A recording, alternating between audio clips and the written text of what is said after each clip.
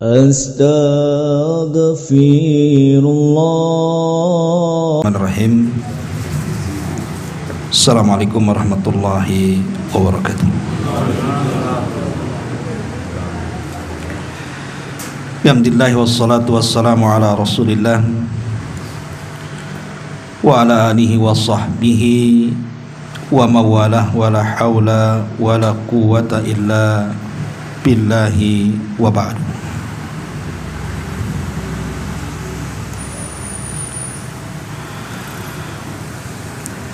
Alhamdulillah, segala puja dan puji hanya milik Allah subhanahu wa ta'ala. Salawat dan juga salam kita hadiahkan kepada Rasul kita Nabi besar Muhammad sallallahu alaihi wa ala alihi wasallam.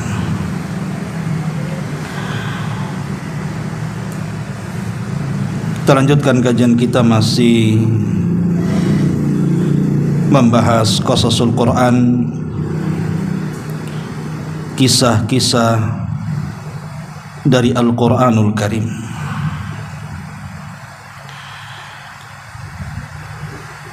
Dan kita masih mengambil kisah-kisah di dalam surah Al-Baqarah,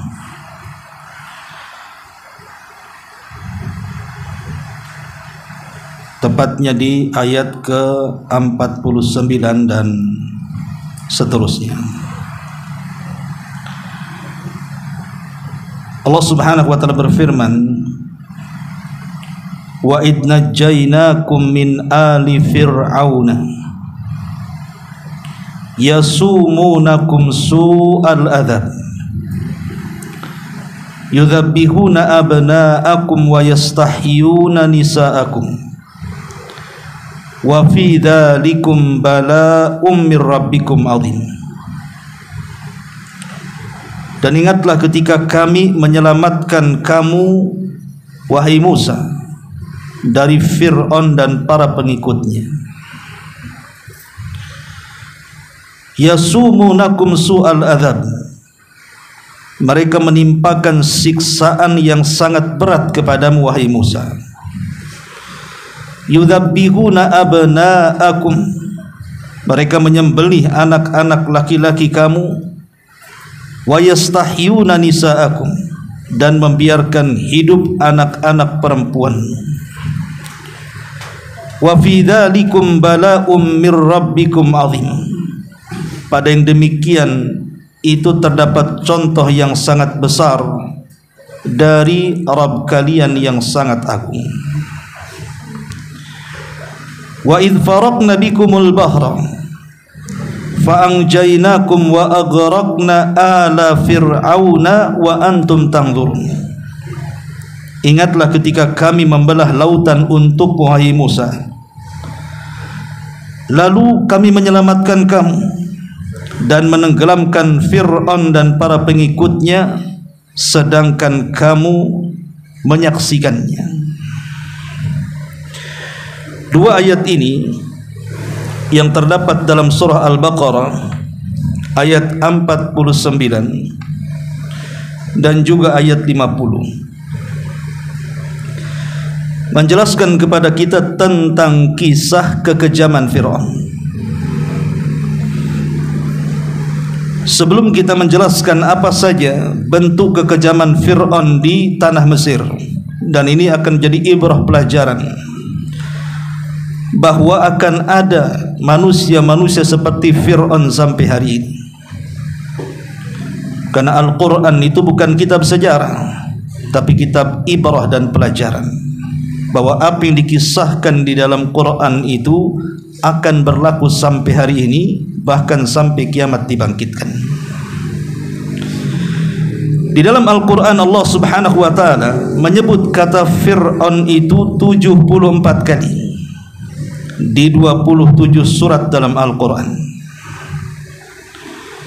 Di antaranya surah Al-A'raf, surah Ghafir, surah Al-Qasas, surah Yunus dan Syu'ara, serta surah Taha, Al-Anfal, Hud, kemudian surah Dukhan, Al-Isra dan Tahrim, Muzammil dan Al-Baqarah, serta Zuhruf dan yang lainnya.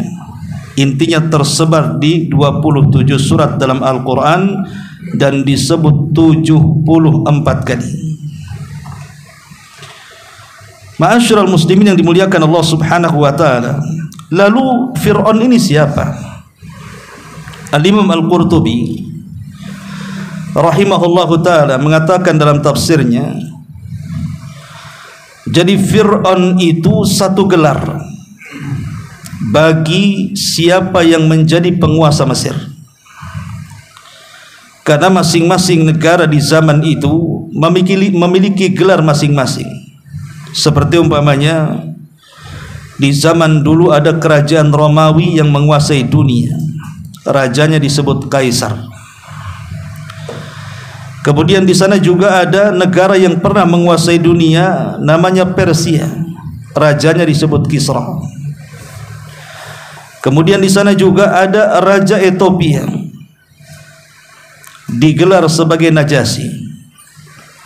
Kemudian juga Yaman digelar sebagai Tuba. Lah Fir'aun juga sama, dia adalah gelar bagi para penguasa Mesir. Adapun namanya memang menjadi polemik para ulama. Ada yang mengatakan namanya Al-Walid ibn Mus'ab, ada juga yang mengatakan dia adalah Ramsis Ats-Tsani, Ramsis yang kedua, yang konon tubuhnya ditemukan dan dimumikan sampai hari ini. Kalau antum ke Mesir bisa melihat jasadnya Fir'aun. Tapi apakah Fir'aun yang ditemukanlah Fir'aunnya di zaman Nabi Musa atau disebut dengan Ramsis yang kedua? Wallahu a'lam. Kita tidak bisa memastikan. Tapi yang jelas walaupun itu asli ataupun tidak asli, artinya apakah itu Fir'aun di zaman Nabi Musa atau Fir'aun di zaman sebelum atau sesudahnya, maka kita tetap yakin bahwa sejarah Fir'aun itu pernah ada, karena disebutkan di dalam Al-Quranul Karim isyaratnya. Kita tidak boleh mendustakannya dan menganggap kisah ini sebagai asatirul awwalin, sebagai dongeng-dongeng belaka yang tidak ada hakikatnya. Karena semua kisah dalam Quran itu pernah terjadi. Adapun disebutkan sampai sepertiga Al-Quran untuk menjadi ibrah dan pelajaran bagi kita, baik kisah-kisah yang baik ataupun kisah-kisah yang buruk. Ma'asyiral muslimin yang dimuliakan Allah Subhanahu wa taala. Dari mana kita mulai kisah kekejaman Fir'aun ini? Kita tahu bahwa Fir'aun ini pernah menjadi penguasa Mesir dan pernah jaya. Dari semua Fir'aun yang pernah menjadi penguasa Mesir, yang paling terkenal adalah Fir'aun yang pernah berkuasa di zaman Nabi Musa alaihi salatu wassalam. Di zaman Nabi Yusuf juga ada Fir'aun, tapi yang paling masyhur, yang namanya mendunia dari dulu sampai hari ini, sampai anak kecil pun tahu namanya, bahkan orang marah saja nyebut-nyebut Fir'aun, dasar kau Fir'aun. Saking terkenalnya nama Fir'aun itu. Maksudnya adalah Fir'aun di zaman Nabi Musa. Itulah yang paling terkenal. Lah di antara kekejamannya tentunya berawal dari pengakuan terhadap Tuhan. Jadi Fir'aun ini mengaku Tuhan. Dan itu disebutkan di beberapa ayat dalam Al-Quranul Karim. Di antaranya adalah surah An-Nazi'at ayat 24. Allah Subhanahu wa taala mengatakan, faqala ana rabbukumul a'la. Maka si Fir'aun berkata, akulah Rabb kalian yang paling tinggi. Bahkan disebutkan di dalam surah Al-Qasas 38-nya, wa qala fir'aunu ya ayyuhal mala'u ma 'alimtu lakum min ilahin ghairi. Si Fir'aun pun berkata kepada para pembesarnya, wahai para pembesar-pembesarku, aku tidak tahu Tuhan bagi kalian selain daripada diriku. Aku tidak tahu ada Tuhan selain daripada diriku. Dan inilah kekonyolan yang paling konyol dalam sejarah. Seseorang mengaku Tuhan. Berawal dari mengaku Tuhan inilah kemudian melahirkan banyak kekejaman terhadap masyarakat Mesir dan Bani Israel secara khusus di zaman itu. Ma'asyiral muslimin yang dimuliakan Allah Subhanahu wa taala, sebenarnya Fir'aun ini sudah diutus kepada dia seorang nabi supaya dia sadar bahwa pengklaiman ketuhanannya itu tidak benar. Tetapi dengan berbagai macam hujah yang sampai kepada Fir'aun, bahkan puluhan mukjizat ditampakkan di kedua kelopak matanya, pun tidak beriman.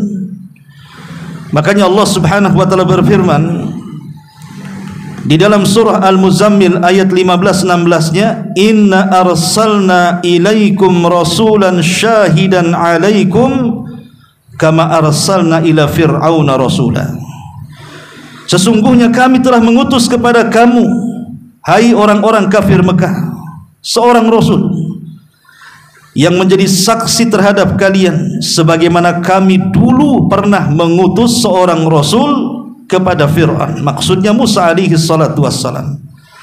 Tapi apa yang terjadi? Allah katakan fa'asa fir'aunur rasula fa'akhadnahu akhdan wabila. Maka Fir'aun pun bukan menerima dakwah Musa alaihi salam, justru mendurhakai rasul itu. Dari sinilah kata Allah, kami siksa si Fir'aun dengan siksaan yang berat. Maksudnya Allah azab dengan cara ditenggelamkan ia dan para pengikutnya di Laut Merah. Artinya Allah Subhanahu wa taala sudah menyadarkan Fir'aun bahwa dia bukan Tuhan. Dengan cara apa? Mengutus utusan. Dialah Nabi Musa alaihi salatu wassalam. Bagaimana kisahnya? Secara singkat, jadi Fir'aun ini dia selalu bermimpi. Dalam mimpinya dikisahkan dalam kisah atau riwayat-riwayat yang disebutkan oleh Imam Ibnu Katsir. Jadi dia bermimpi ada api yang sangat besar yang terus merambah, seperti yang kita saksikan di Los Angeles, kemudian yang terbaru di Israel sana. Kemudian sampai merambah ke negeri Mesir, karena kita tahu Palestina dengan Mesir ini hanya dibatasi dengan jalur Gaza. Jadi ya darat, dia bukan dipisah lautan. Akhirnya kemudian api itu terus melahap sampai ke Mesir dan membakar seluruh kota-kota, desa-desa dan daerah-daerah di Mesir. Anehnya ada satu perkampungan yang dihuni oleh Bani Israel tidak terbakar. Mimpi ini kalau hanya sekali saja mungkin tidak dipikirkan Fir'aun. Tapi kalau mimpi ini berkali-kali dengan mimpi yang sama, tentu dipikirkan kita saja. Kalau mimpi berkali-kali dan sama mimpinya, mungkin kita stres kan gitu. Kenapa mimpinya si ini aja? Kenapa tidak yang lain? Lah setiap penguasa itu kan pasti ada penasihat spiritual. Bahasa halusnya, bahasa kasarnya dukun lah kan itu. Maka kemudian dikumpulkan tuh para penasihat itu. Kemudian diceritakan mimpinya, ada apa gerangan dengan mimpi yang aneh ini.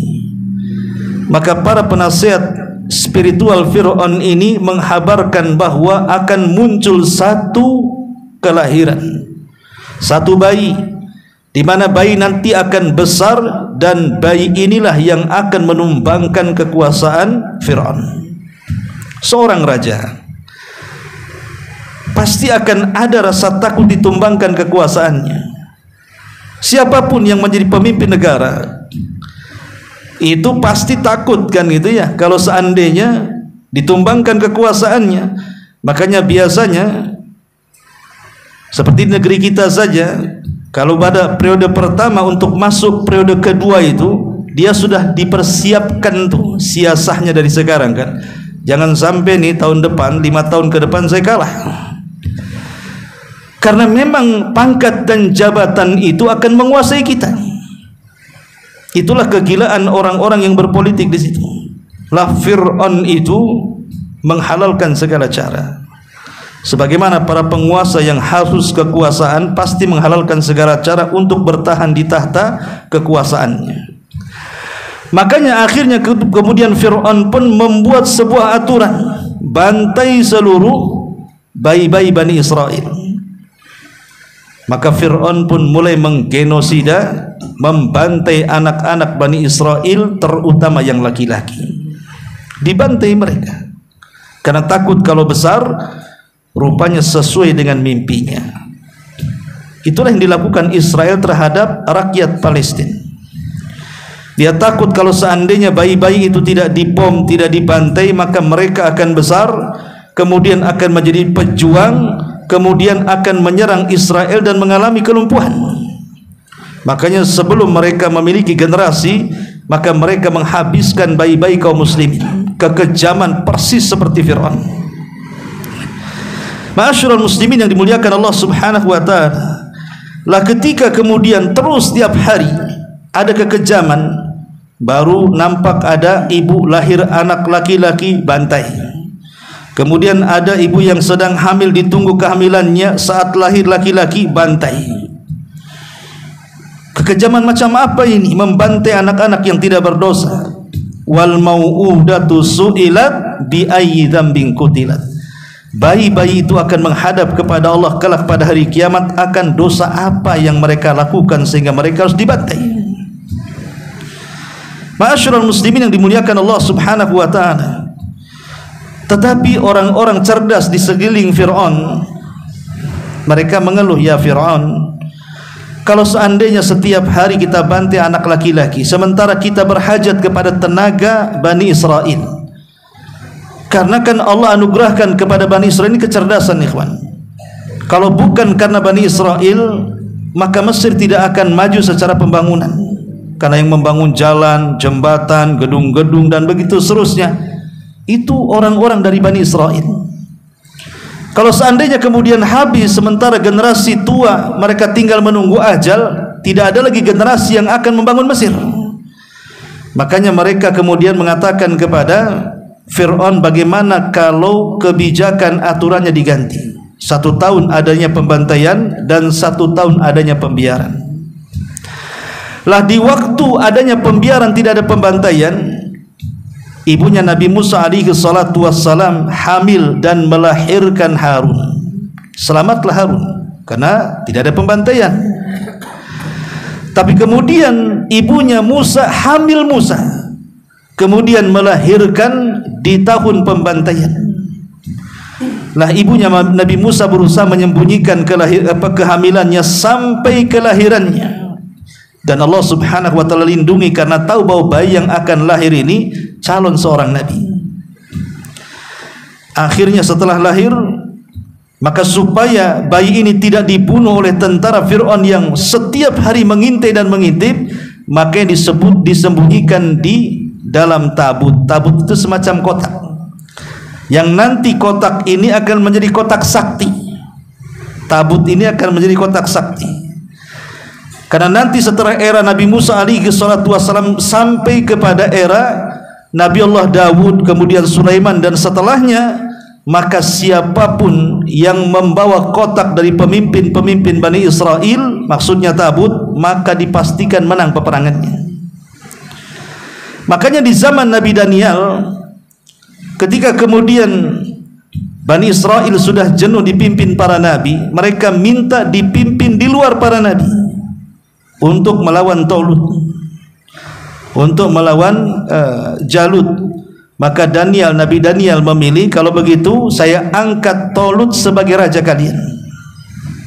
Bani Israel mengatakan, wahai penguasa Daniel, apa tidak ada orang lain selain Talut yang harus melawan Jalut?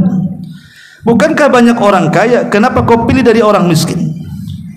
Kenapa engkau tidak memilih dari para pejabat? Kenapa dari rakyat jelata? Carilah yang benar pemimpin itu.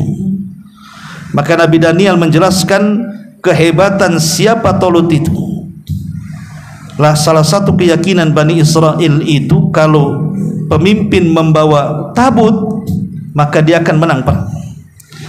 Lah sementara tabut itu dicuri Jalut. Akhirnya Allah Subhanahu wa taala mengutus malaikat Jibril untuk memindahkan tabut di tangan Jalut, kemudian dibawa ke rumah Talut. Setelah Bani Israel mengetahui bahwa Talut memiliki tabut kotak yang pernah menjadi simpanan bayi Musa itu, dan di bawahnya juga ada pusaka-pusaka Nabi Musa, maka mereka yakin bahwa Talut akan menang perang. Itu cerita tabut, lain lagi ceritanya. Tapi yang jelas bahwa Nabi Musa alaihi salatu wasallam kecil diletakkan di tabut itu, kemudian diletakkan di sungai Nil. Jadi setiap waktunya dia menyusu, maka ditarik talinya, kemudian disusui, kemudian dilepas lagi. Begitu setiap hari sampai Allah takdirkan ada kelalaian, talinya putus. Lah saat talinya putus inilah tabut akhirnya mengambang sampai ke istana Fir'aun. Kita cerita dalam istana, kita tahu bahwa Fir'aun itu tidak memiliki anak kecuali perempuan. Semua anak-anak Fir'aun itu perempuan. Dalam kisah Israiliyat, salah satu putri Fir'aun itu ada yang sakit. Berbagai macam obat dan tabib didatangkan, tidak bisa menyembuhkan penyakitnya. Sehingga ada seorang peramal mengatakan, kalau ingin sembuh anak ini, maka sentuhlah dengan tabut yang mengapung di atas sungai Nil. Kalau ada kotak yang pertama kali mengapung di sungai Nil, maka kesembuhan ada di situ. Ketika Asyah bintu Muzahim, istri daripada Fir'aun ini sedang berjalan-jalan, dia melihat ada kotak. Teringat dengan ramalan tukang ramal bahwa kotak itu bisa menyembuhkan putrinya. Makanya diperintahkan pasukannya, berenang kalian, ambil kotak itu. Setelah kemudian diambil, diserahkan kepada Asyah bintu Muzahim, kaget karena di dalam kotak itu rupanya bayi. Itulah bayi Musa. Dan sejak itu Allah tanamkan ke hati Asyah bintu Muzahim kecintaan secara fitrah kepada Musa kecil, karena dia tidak punya anak laki-laki. Lah setelah kemudian dia ambil sebagian ludah Nabi Musa ini, kemudian dioleskan ke putrinya yang sakit, keajaiban, sembuh penyakitnya. Tapi ini kisah Israiliyat, ya, tidak perlu dibenarkan, tidak perlu didustakan, kan begitu ya. Ya, namanya kisah Israiliyat ini dikisahkan sebagai pelezat saja, pelezat cerita, kan gitu ya. Singkat cerita, ketika kemudian Fir'aun ini mengetahui bahwa ada tabut yang berisikan bayi, mulai khawatir. Jangan-jangan ini bayi yang dimimpikan dalam mimpinya yang akan menumbangkan kekuasaannya. Kemudian dia meminta agar bayi itu dibunuh. Tetapi kemudian Asyah bintu Muzahim, walaupun demikian Fir'aun itu sangat sayang dan cinta dengan istrinya.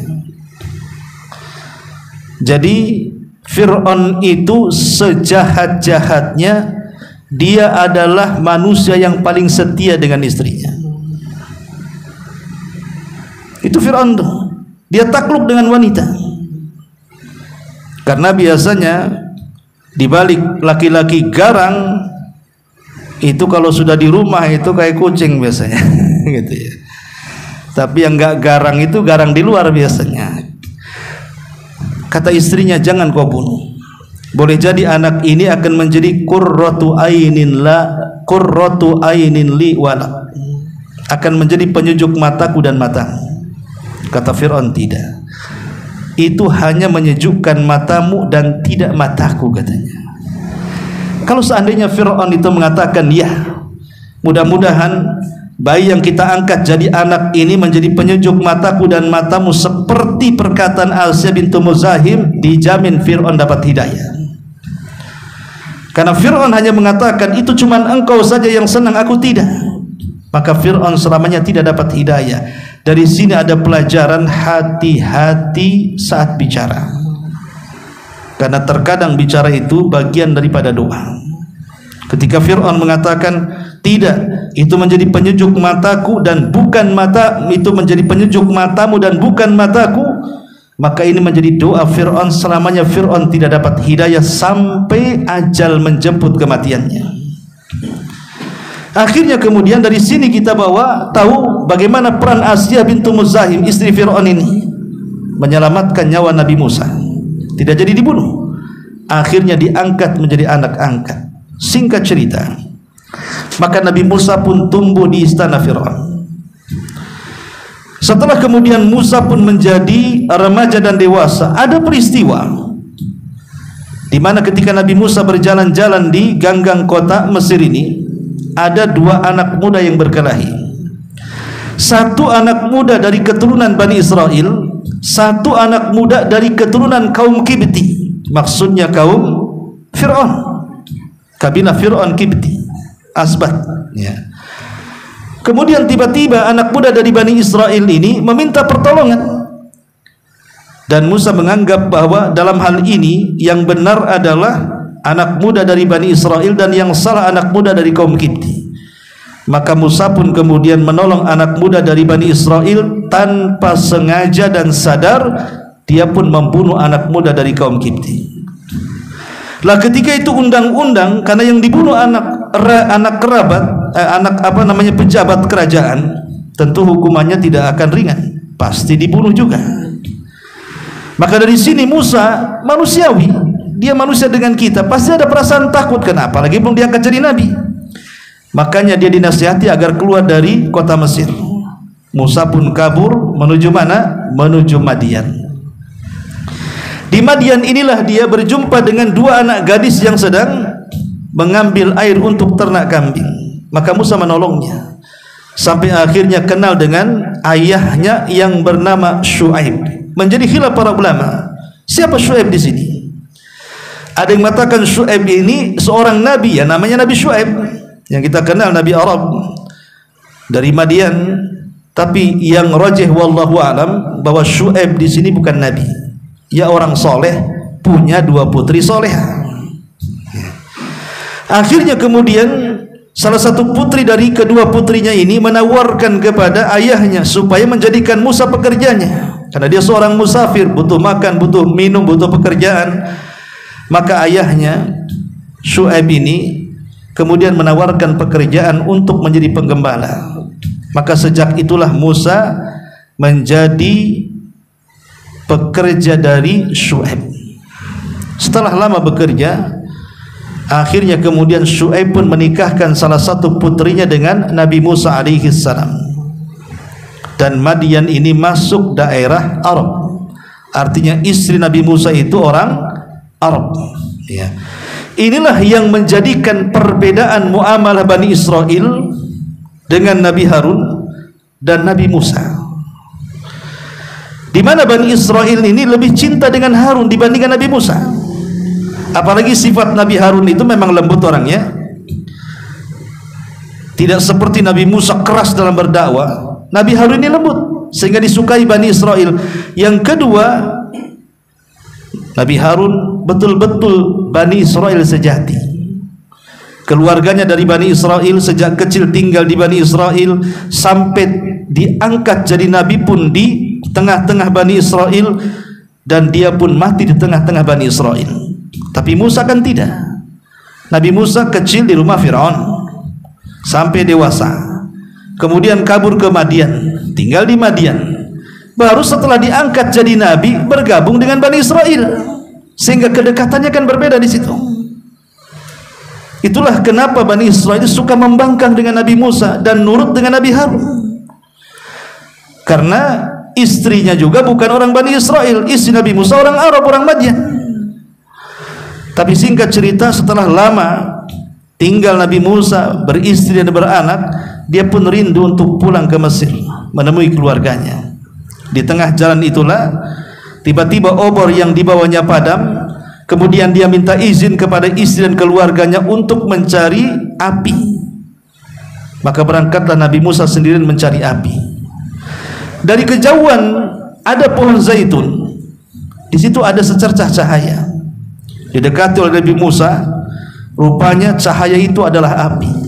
Makin dekat makin besar apinya, makin dekat makin besar apinya. Anehnya tidak membakar pohon zaitun, padahal apinya di pohon zaitun, tapi tidak membakar pohonnya.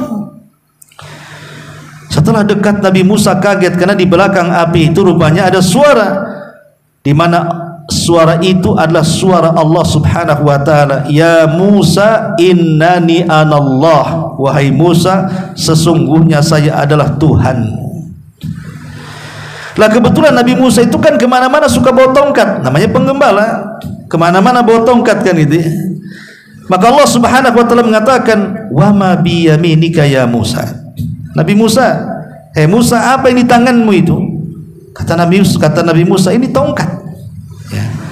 Kata Allah Subhanahu wa taala, kalau begitu lemparkan tongkatmu, katanya. Maka Nabi Musa setengah ketakutan, dia melemparkan tongkat itu, rupanya berubah jadi ular tongkatnya. Apa tidak kaget lagi? Selama ini tongkat yang dibawa kemana-mana rupanya jelmaan ular pula kan itu ya. Kan kaget kita jadinya ya. Akhirnya Allah mengatakan, ya Musa, tangkaplah ular itu. Coba bayangkan ular besar suruh nangkap, pegang ekor patok kepala kan itu ya. Pegang kepala makin dipatok kan itu. Tapi Allah mengatakan, tangkaplah ular itu. Setelah ditangkap tiba-tiba berubah menjadi tongkat lagi. Kemudian Allah mengatakan, masukkan tanganmu ke pesakmu. Ketika dimasukkan tangannya, tiba-tiba bercahaya seperti baterai, seperti lampu sorot gitu ya. Artinya sudah tidak dihajatkan lagi obor. Allah sudah ganti dengan cahaya di tangannya. Dan itu mukjizat yang luar biasa. Dan Allah katakan peristiwa ini akan terulang nanti ya. Singkat cerita, maka dari sini Nabi Musa alaihi salatu wasallam diangkat resmi menjadi nabi dan rasul, dan satu-satunya nabi yang berdialog langsung tanpa penerjemah. Makanya Musa disematkan padanya Kalimur Rahman, nabi yang selalu diajak bicara dengan Allah tanpa perantara Jibril.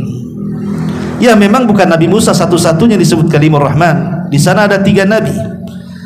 Pertama, Nabi Adam alaihi salatu wassalam berdialog langsung dengan Allah di sorga tanpa perantara.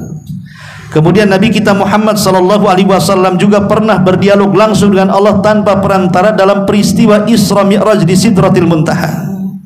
Kemudian Nabi Musa alaihi salatu wassalam yang paling sering berdialog dengan Allah. Makanya wajar laqab Kalimur Rahman hanya disematkan kepada Nabi Musa alaihi salatu wassalam.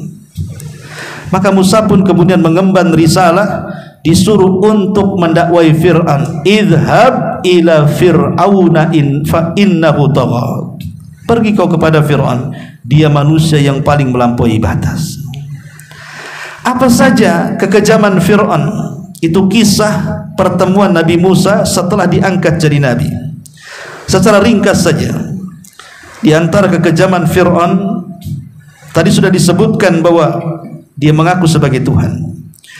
Yang kedua, kesombongan yang luar biasa. Jadi Fir'aun itu memiliki watak dan sifat yang sangat sombong. Sampai-sampai dia mengatakan, ya qaumi, alaysa li mulku Misra wa hadhihi al-anhar tajri min tahti afala tubsirun. Wahai kaumku, bukankah kerajaan Mesir ini semua ada di genggamanku, dan bukanlah seluruh sungai-sungai dan lautan Mesir itu ada di bawah kakiku? Tidakkah kau melihat? Lihat kesombongannya. Dia merasa bahwa semua alam itu di bawah kakinya, semua lautan dan sungai-sungai itu di bawah telapak kakinya. Karena dia sombong dengan sungai, makanya wajar al-jaza min jinsil amal, sebagai balasannya dia ditenggelamkan di air, ditenggelamkan di Laut Merah, karena dia bersombong dengan air, baik sungai atau lautannya kan. Maka Allah Subhanahu wa ta'ala tenggelamkan di Laut Merah, itu sebagai al-jaza min jinsil amal. Kemudian yang ketiga, sebagaimana disebutkan dalam ayat yang kita bahas, melakukan genosida bertahun-tahun. Entah ratusan ribuan jiwa bayi laki-laki yang dibantai oleh Fir'aun ini. Makanya Allah Subhanahu wa ta'ala katakan di sini, yudzabbihuna abna'akum wa yastahyuna nisa'akum. Mereka menyembelih anak laki-laki kalian tapi membiarkan anak wanita kalian. Ma'asyiral muslimin yang dimuliakan Allah Subhanahu wa taala. Kemudian juga melakukan upaya pembunuhan kepada Nabi Musa alaihi salatu wassalam. Di dalam surah Al-Qasas ayat 20, Allah Subhanahu wa taala mengatakan, wa jaa rajulun min aqsal madinati yas'a qala ya Musa innal mala'a ya'tamiruna bika liyaqtuluka fakhruj inni laka minan nasihin. Dan datanglah seorang laki-laki dari ujung kota bergegas seraya berkata, wahai Musa, sungguh pembesar negeri sedang berunding dan bermusyawarah. Untuk apa? Untuk membunuhmu. Sebab itu keluarlah dari kota ini. Sesungguhnya aku termasuk orang-orang yang memberi nasihat kepadamu. Semua para nabi diancam untuk dibunuh, termasuk Nabi kita Muhammad sallallahu alaihi wasallam kan. Berapa kali upaya pembunuhan kepada Nabi sallallahu alaihi wasallam, tapi Allah Subhanahu wa taala selamatkan. Karena Nabi ini bagian daripada ulul azmi. Ulul azmi tidak mati dibunuh. Siapa saja ulul azmi? Nuh, kemudian Ibrahim, kemudian Musa, kemudian Isa, kemudian Rasul kita Muhammad sallallahu alaihi wasallam. Ulul azmi tidak akan mati dibunuh. Tapi selain ulul azmi bisa saja dibunuh, seperti Nabi Yahya dipenggal kepalanya, Nabi Zakaria digergaji saat dia bersembunyi di pohon. Sehingga Allah Subhanahu wa taala berfirman tentang perilaku orang-orang Yahudi, yaqtulunal anbiya'a bighairil haqq. Mereka banyak membunuh para nabi tanpa ada alasan yang benar. Tapi ulul azmi tidak akan mati dibunuh. Maksudnya dibunuh secara langsung, entah disabet pedang, ditusuk gitu ya, sampai mati, tidak. Karena Allah Subhanahu wa taala mengatakan, wallahu ya'simuka minan nas. Allah akan menjagamu wahai Muhammad dari upaya kaummu yang hendak menyakitimu. Sebut saja upaya pembunuhan kepada Nabi SAW apa? Upaya pembunuhan yang dilakukan orang-orang Quraisy saat Nabi SAW hendak hijrah, dikepalai langsung oleh Fir'aunnya umat ini, Abu Jahal. Bayangkan Rasul sedang di rumahnya, dikepung oleh banyak manusia dengan lengkap senjata, hendak membunuh Nabi SAW. Tapi Nabi SAW diselamatkan oleh Allah Subhanahu wa taala. Kemudian sampai di kota Madinah, belum lagi dikejar-kejar kan. Kemudian sampai di kota Madinah, orang-orang Yahudi juga berusaha untuk membunuh Nabi, mulai dengan cara hendak melemparkan batu dari atap oleh Bani Quraisy. Akhirnya kemudian terjadi peperangan terhadap orang-orang Yahudi. Ataupun Nabi SAW berusaha untuk disihir, dibunuh dengan cara disihir oleh Labid ibn Asam seorang Yahudi, atau dengan cara diracun oleh Zainab bintul Harith. Dan banyak lagi upaya-upaya pembunuhan kepada Nabi SAW, termasuk juga Nabi Musa alaihi salatu wassalam tidak lepas dari upaya pembunuhan. Kemudian juga selanjutnya memfitnah Nabi Musa dan mengatakan bahwa Musa itu tukang sihir dan orang gila. Allah Subhanahu wa taala mengatakan dalam surah An-Naml ayat 13, falamma ja'athum ayatuna mubsyiratan qalu hadha sihrun mubin. Ketika kami datangkan kepada mereka ayat-ayat kami, maksudnya mukjizat-mukjizat kami, secara terang-terangan bisa dilihat mata, mereka hanya mengatakan ini sihir yang nyata. Coba bayangkan, mereka diperlihatkan mukjizat yang luar biasa, kodok di mana-mana, kutu di mana-mana, air menjadi darah, kekeringan di mana-mana. Kemudian belum lagi kemudian belalang di mana-mana luar biasa. Tapi tidak menjadikan kemudian mereka sadar dan bertobat kemudian masuk kepada agama Islam, agama yang dibawa Nabi Musa. Tapi mereka justru menuduh Nabi Musa tukang sihir, persis seperti yang dialami Nabi sallallahu alaihi wasallam. Ketika orang-orang Quraisy meminta kepada Nabi sallallahu alaihi wasallam, mengatakan, ya Muhammad, kalau engkau memang seorang nabi dan rasul, tentunya kau punya mukjizat. Kata Rasul, apa yang kalian inginkan? Kami ingin kau membelah bulan jadi dua, katanya. Sesuatu yang tidak mustahil. sesuatu yang mustahil kan membelah bulan jadi dua, tapi tidak mustahil bagi Allah Subhanahu wa taala yang memang menciptakan bulan. Akhirnya kemudian Nabi SAW minta syarat, kalau aku meminta kepada Allah untuk membelah bulan, maukah kalian beriman? Mereka pun mengiyakan. Akhirnya Nabi SAW berdoa dan mengisyaratkan telunjuknya ke langit. Tiba-tiba bulan menjadi dua, yang satu tetap di porosnya, yang separuhnya jatuh di atas bukit Abi Kubais. Sehingga mereka menganggap ini sihir, katanya. Ini sihir.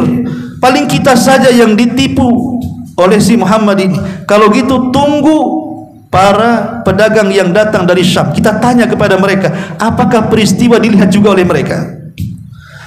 Ketika ditunggu beberapa hari, datanglah para pedagang dari Syam. Mereka menceritakan peristiwa bahwa mereka melihat bulan terbelah menjadi dua. Apa kata orang-orang musyrik? Si Muhammad itu tukang sihir, katanya. Nah ini kan aneh. Ya, memang begitu para nabi.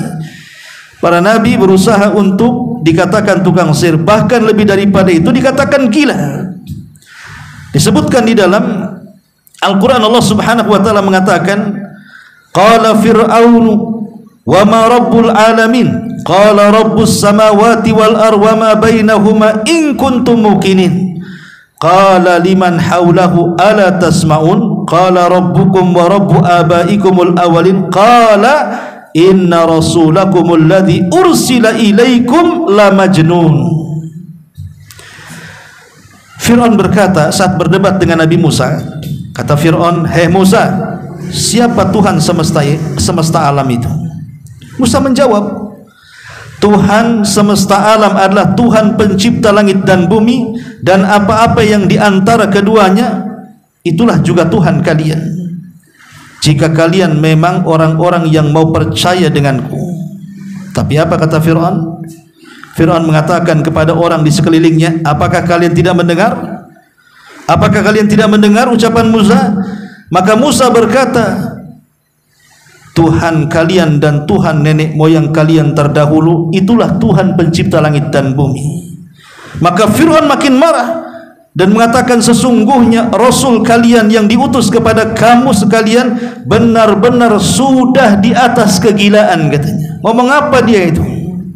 Itulah tuduhan, persis seperti yang dituduhkan kepada Nabi SAW. Rasul itu tukang sihir, dikatakan gila, dikatakan tukang tenun, dikatakan pemecah belah, penyangkai syair, dan begitu seterusnya.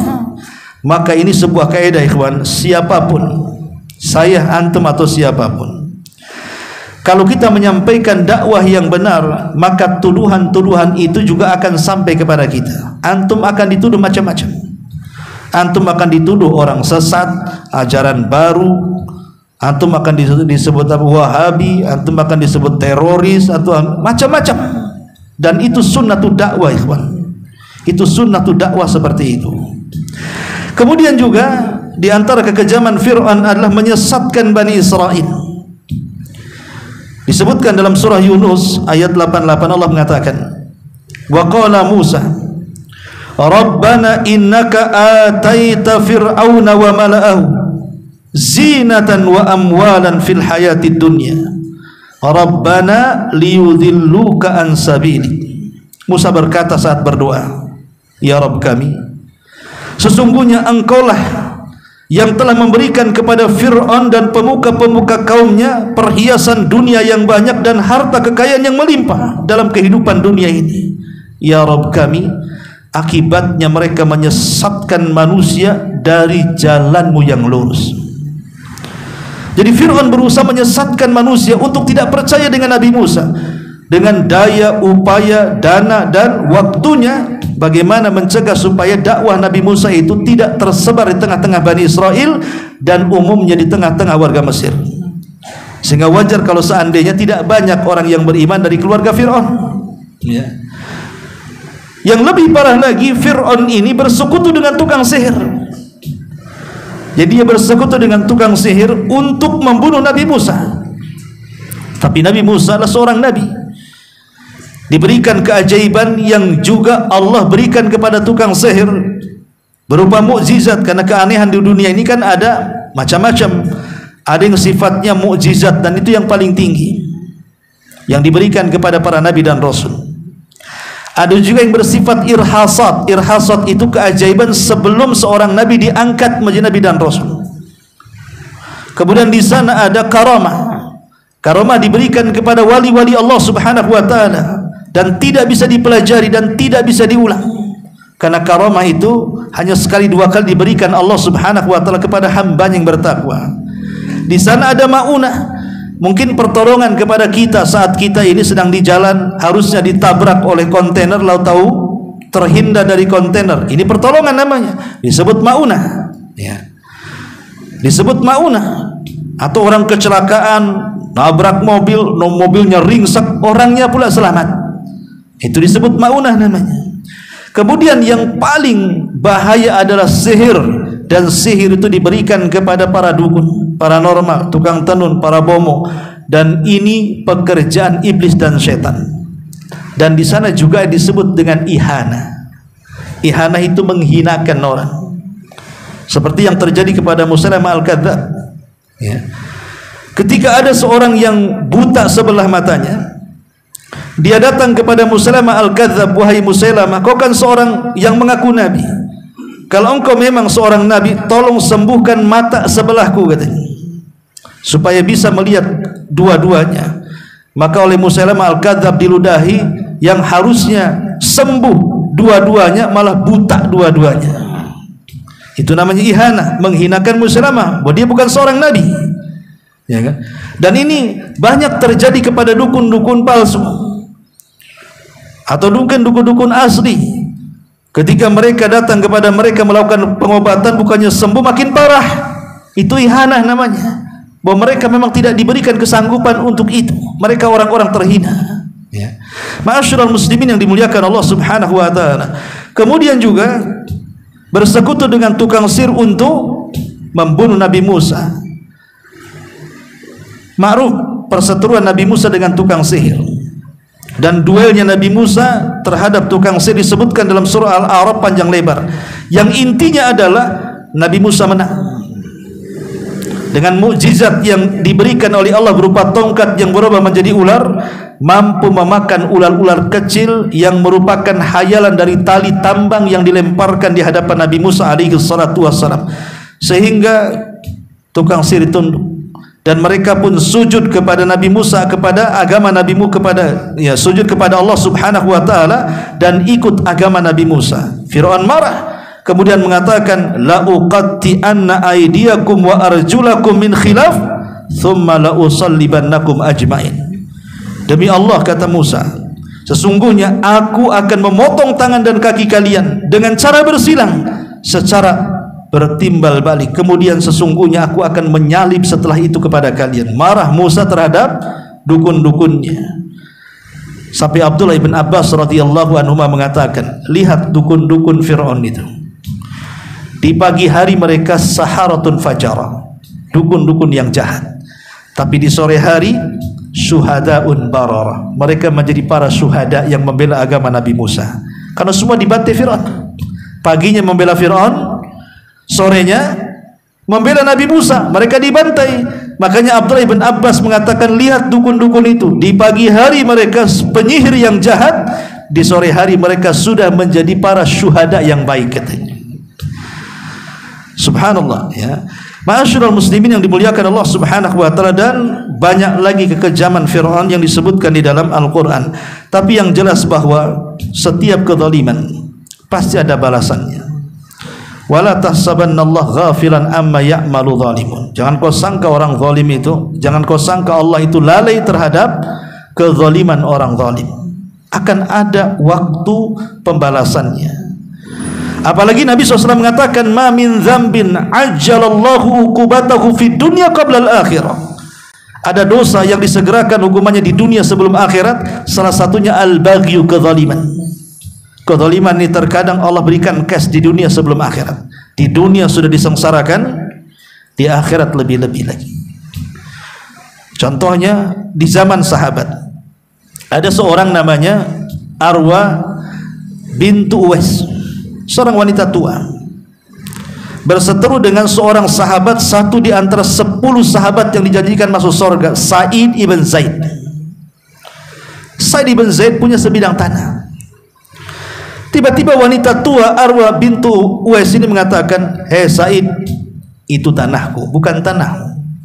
Jadi tuduh Sa'id menyerobot tanahnya Arwa bintu Uwais, padahal itu tanahnya Sa'id. Ya. Sampailah ketika perseteruan ini kepada seorang penguasa di zaman itu, Khalifah Marwan ibn Hakam. Dan Marwan ibn Hakam pun kemudian memutuskan, "Ya Sa'id, apa bukti bahwa tanah ini milikmu?" Dia mengatakan, "Ini milikku, warisan dari orang tuaku. Memang aku tidak punya bukti, tapi ini milikku." Ya. Tetapi kemudian Khalifah Marwan mengatakan kepada Arwa bintu Uwais, dia tidak ada bukti. "Maukah kau bersumpah bahwa tanah ini milikmu?" Kata wanita ini, "Siap bersumpah." Kata Sa'id, "Wahai Marwan, dia orang jahat. Kenapa harus bersumpah?" katanya. "Dia yang mengambil tanahku." Kata Khalifah Marwan, "Begitu kata Nabi." Yang menuduh, dia cukup mendatangkan bukti, yang dituduh cukup bersumpah saja. Maka Sa'id bin Zaid mengatakan, "Ya Marwan, apakah kau tidak mendengar sabda Nabi SAW, siapa yang mengambil tanah sejengkal saja, maka akan dikalungkan 7 lapis bumi pada hari kiamat." Kata Khalifah Marwan, "Kalau memang engkau sudah membacakan hadis, saya tidak akan meminta bukti lagi kepadamu." Akhirnya Sa'id mengalah, diambilnya tanah itu oleh Arwa bintu Uwais. Kemudian Sa'id mengatakan, "Kalau dia berdusta, dia tidak jujur wanita itu, kudoakan, ya Allah panjangkan usianya, butakan matanya, matikan di kebunnya." Bayangkan doanya. Sa'id bin Zaid, karena dia di pihak yang dizalimi kan. Apa yang terjadi setelah Sa'id kemudian meninggalkan kebun itu dan dikuasai oleh Arwa ibn Uwais? Akhirnya betul dia panjang usianya tapi buta. Karena kebutaannya, ketika dia masuk ke kebunnya, kemudian dia tersandung oleh batu, kebetulan ada lubang di setelahnya, masuk dia ke dalam lubang, meninggal dalam lubang itu. Lihat bagaimana, dan kisah ini selalu dicontohkan para ulama. Inilah bentuk kezaliman yang khas di dunia. Hati-hati orang-orang yang dizalimi itu, doanya manjur itu, walaupun yang dizalimi orang kafir. Maka doa orang kafir bisa dikabulkan oleh Allah, bukan karena kekafirannya, tetapi Allah mengabulkan karena Allah tidak suka dengan kezaliman dan Allah senang dengan keadilan. Ma'asyiral muslimin yang dimuliakan Allah Azza wa Jalla, maka Fir'aun juga sama. Berbagai macam kekejaman dan kezaliman dilakukan kepada Bani Israel. Makanya sebagai hukumannya Allah azab Fir'aun. Dengan cara apa? Ketika dia mengejar Nabi Musa dan Bani Israel dengan seluruh pasukan bala tentaranya, maka Nabi Musa kemudian diperintahkan untuk memukul tongkatnya, maka terbelah lautan menjadi 12 bagian, karena memang Bani Israel kan 12 kabilah. Setelah menyeberang, tiba-tiba Fir'aun disangkanya itu jalan bukan lautan, dia pun mengejarnya. Ketika Bani Israel dan Nabi Musa sudah ada di ujung, Fir'aun di tengah-tengah. Disitulah Nabi Musa diperintahkan, "Pukullah tongkatmu supaya menyatukan lagi air lautan." Disitulah Allah tenggelamkan Fir'aun. Di sini ketika Fir'aun hendak tenggelam, Fir'aun ini sempat bertobat kepada Allah Subhanahu wa taala dan mengatakan, amantu annahu la ilaha illalladzi amanat bihi banu Israil. Jadi Fir'aun itu sempat mengucapkan kalimat tauhid dan dia mengatakan, "Aku beriman sesungguhnya dia Allah Subhanahu wa taala, tidak ada sesembahan yang disembah kecuali Dia, itulah Tuhan yang diimani Bani Israel. Aku beriman dengan apa yang diimani Bani Israel," kata. Sehingga terjadi perdebatan para ulama, apakah Fir'aun ini beriman ataukah dia kafir? Karena dia menyebut kalimat la ilaha illallah sebelum matinya kan.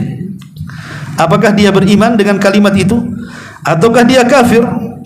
Maka para ulama mengatakan Fir'aun itu mati kafir berdasarkan ijma' kaum muslimin. Tidak ada khilaf di tengah-tengah kaum muslimin bahwa Fir'aun itu mati kafir. Adapun ucapan kalimat la ilaha illallah atau kalimat amantu bima amanat bihi Banu Israel, ini kalimat yang sudah telat diucapkan Fir'aun. Kenapa? Karena nyawanya sudah di sini, sudah di tenggorokan.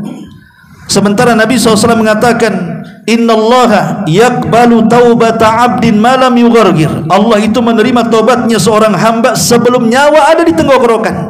Kalau nyawa di tenggorokan, selesailah. Karena kalau nyawa sudah ditempatkan di tenggorokan, tidak mungkin kembali ke badan. Hatta idza balagatit taraqi wa qila manraq. Ingatlah ketika nyawa sudah di at-taraqi, tenggorokan kita. Siapa di antara kalian yang bisa meruqyah, menyembuhkan, dikembalikan? Tidak ada. Itulah yang menjadikan Fir'aun itu tidak diterima keimanannya. Apalagi ada sebuah hadis yang disahihkan oleh Syalbani rahimahullahu taala, yang dikeluarkan Imam Tirmidzi dari hadis Abdullah ibn Abbas radhiyallahu anhuma. Nabi sallallahu alaihi wasallam bersabda, "Lamma aghraqallahu Fir'auna." Ketika Allah Subhanahu wa taala menenggelamkan Fir'aun, qala Fir'aun sempat mengatakan, amantu annahu la ilaha illa alladhi amanat bihi Banu Israel. Kata Fir'aun, aku beriman bahwa tidak ada Tuhan kecuali yang diimani seluruh Bani Israel. Kata Nabi, faqala Jibril, berkatalah Jibril, ya Muhammad, falau ra'aitani wa ana akhudhu min halil bakhri yakni tinihi fa adussuhu fi fihi makhafatan an tudrikahu rahmatu.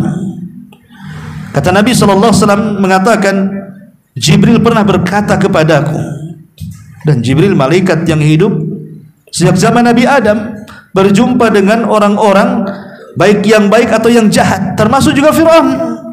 Kata Jibril, wahai Muhammad, seandainya engkau melihat aku, kala itu aku mengambil tanah hitam dari dasar lautan, lalu ku masukkan ke mulut si Fir'aun itu supaya dia tidak banyak bicara, tidak lain dan bukan karena takut ia mendapatkan rahmat Allah Subhanahu wa taala. Orang seperti dia tidak layak dapat rahmat, karena dia sudah mengaku Tuhan dan berbagai macam kekejaman kepada Bani Israel. Dalam riwayat yang lain, anna Jibril ja'ala yadussu fi Fir'aun at-tina khasyata an yaqula la ilaha illallah fayarhamahullah. Sesungguhnya malaikat Jibril masukkan tanah ke dalam mulut Fir'aun karena takut Fir'aun mengucapkan kalimat tauhid lalu Allah merahmatinya. Intinya di sini, maka Fir'aun mati su'ul khatimah, mati dalam keadaan kafir, dan nanti pada hari kiamat Allah Subhanahu wa taala mengatakan, an-naru yu'raduna 'alaiha ghuduwan wa ashiya wa yauma taqumus saa'ah adkhilu ala fir'auna asyaddal adzab. Kepada mereka ditimpakan neraka pagi dan petang, dan pada hari terjadinya kiamat dikatakan kepada para malaikat, masukkan Fir'aun dan kaumnya ke dalam azab yang sangat keras. Inilah di antara keterangan kisah dari surah Al-Baqarah ayat 49 dan 50 dari kisah kekejaman Fir'aun terhadap negeri Mesir. Wallahu a'lam bishawab. Saya kira ini saja yang bisa disampaikan, dan insyaallah kita masih menguak kisah-kisah Quran dalam surah Al-Baqarah dari kisah-kisah yang lainnya. Subhanakallahumma bihamdika asyhadu an la ilaha illa anta astaghfiruka wa atubu ilaik. Allahu ta'ala alam. Assalamualaikum warahmatullahi wabarakatuh.